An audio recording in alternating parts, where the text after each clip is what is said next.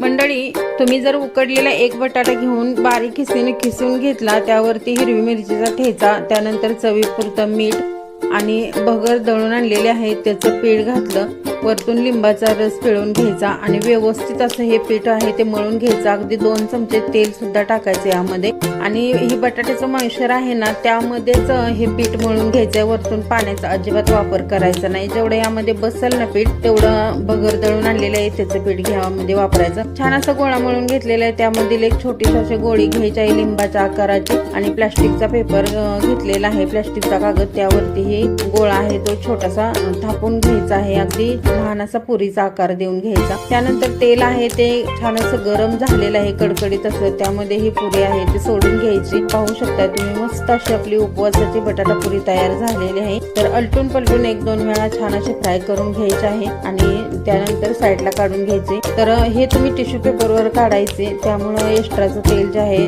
ते पूर्णपणे निघून जातं। ही पुरी आहे ती तुम्ही दह्यासोबत एन्जॉय करू शकता। धन्यवाद।